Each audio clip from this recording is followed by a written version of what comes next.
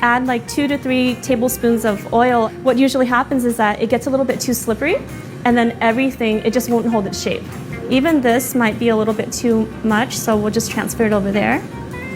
And what I'm going to do now is I'm going to cook the pork belly.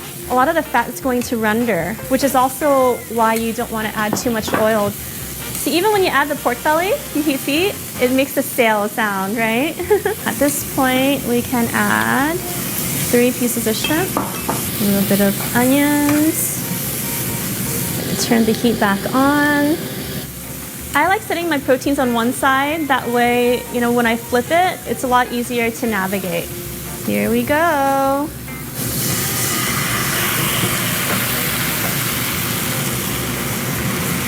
What we're gonna try to do at least is have a very nice thin layer. If you like yours a little bit thicker, you want to add a little bit more batter. I think right now the heat's on medium-high. Once the batter hits the pan, I would turn it down to a medium because you don't want to scorch the bottom. So at this point, I'm going to add the mung bean, a lot of it because I love mung bean, and then some bean sprouts. We are going to cover it so that 1, you're cooking the bottom, 2, you're essentially steaming the bean sprouts. I'd say we'll let that sit about a minute. In the meantime, let's repeat that process again with a second one. At home, we have at most 4 going at the same time just because you want to eat it fresh while it's still hot and crispy. Everything is stale. I think at most I can probably cook 4 at a time, but if you go to the street stalls in Vietnam, their setups is very crazy. You'll see like a man or a woman sitting with 12 like coal stoves with these skillets going on at the same time, and they're just constantly flipping. Ooh, sail, bánh sail. Add some more beans, some bean sprouts. And again, we're gonna bring this temperature down low. Let it cook. Let's check on this guy. You see the edges? It's starting to cook. It doesn't want to quite lift yet, which means it's not done. At this point, I like to increase the heat up by a tad. And this is where you add the excess oil to the edges. This is going to help crisp up the edges and the bottom. I'm just going to leave it uncovered, just so all the moisture evaporates, and we'll let it cook. My dad, he was the bánh xèo king in the family. My mom was more of the braiser. He was the king of all of the different rice cakes and crepes. Because it requires a lot of patience. My mom probably would have given up. She's like, make it yourself. You got to be careful too, because you see, I mean, as you can see here, the heat was a little bit too high, and so it's starting to brown, which is okay.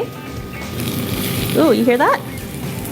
At this point, it's a little bit soft, but I feel pretty good about it, so I'm going to flip it. Ooh, super sail. And you can see that there's a lot of residual oil and fat here, so I don't think I'm going to need any more. I'm just going to let it sit, turn the temperature down so that it'll slowly cook and not burn. Because what you're trying to go for is that nice golden color. While we're waiting for this to cook, let's work on the nước chấm, the dipping sauce. So here we're going to do 3 tablespoons of sugar. To that. Fish sauce. The idea is just to get the sugar dissolved. So I mean, at this point I can take it off the heat. We just need the sugar to dissolve, and then 1 big clove of garlic, minced, more or less to taste. Some Thai chili, bird's eye chili. I mean, these are green, but essentially carry the same heat. Okay. Mix that together. And now we add lime juice. That's a base recipe that I like to use just because I feel like it keeps everyone happy. For me, I like things a little bit more salty. My mom likes things a little sweeter. My sister likes things a little bit more tart. So you can make adjustments as to whichever way you want. Yes. Nước mắm chấm. Nước mắm means fish sauce. Chấm means dip. So it's like a fish sauce dipping sauce. Fish dipping sauce.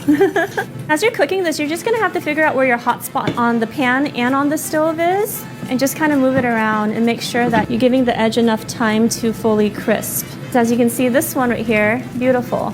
I'm just going to bring this up just a little bit more, and while we're doing that, let's assemble our platters. What I have here, some green leaf lettuce. Normally I like using the Vietnamese shiso, which is also known as tieto. The leaves are purple. We have the mint. Voila. So you break one of these guys off. I'm going to use this spatula. Throw it in here. We're going to add some shiso. I like tearing it apart. Some mint. And look how cute this is. We're going to dip it.